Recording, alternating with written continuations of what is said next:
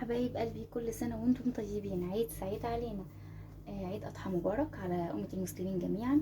يلا بينا نجهز ضيافة العيد. أنا أول سنة هعملها معاكم النهاردة وأول مرة على القناة، فيلا بينا نشوف احنا هنجهزها ازاي.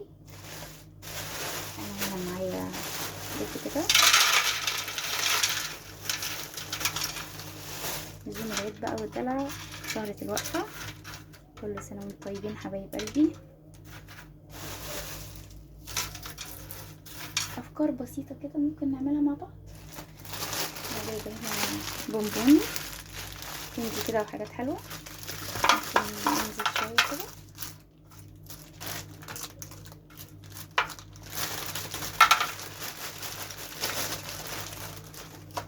نطلع فيها الاولاد، ممكن نعملها ونفاجئها بيهم، هتبقى مفاجاه حلوه جدا.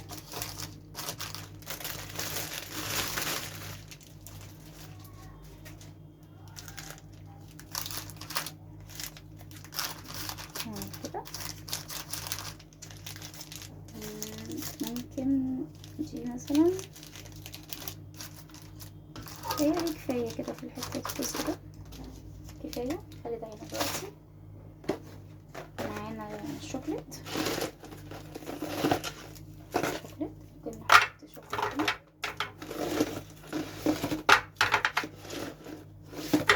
كده ايه تاني معايا كمان كاندي. معانا كاندي ممكن ننزل بيه مثلا هنا، ممكن كده.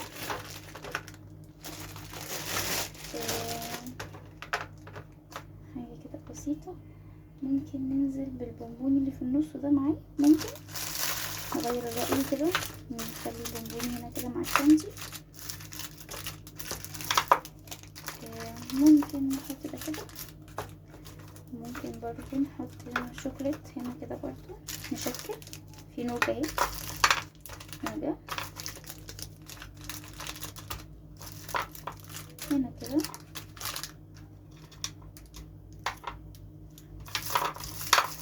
نشيل ده كده على جنب.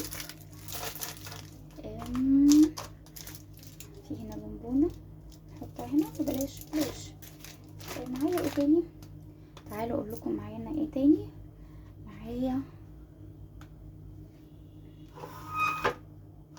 عايزه اوريكم كده، هاتي ده كده، دي العلبه بتاعتها، شوفوا الغطا جميل ازاي.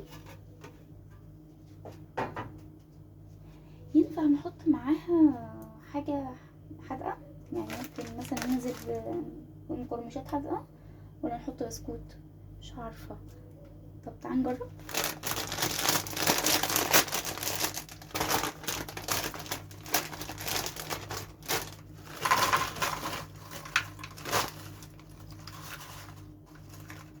والله نفعت، فكره حلوه برضه. نحط كده تمام، نحط كده كده. طبعا كنت جايبه اوريو عشان احطه بس مفيش مكان.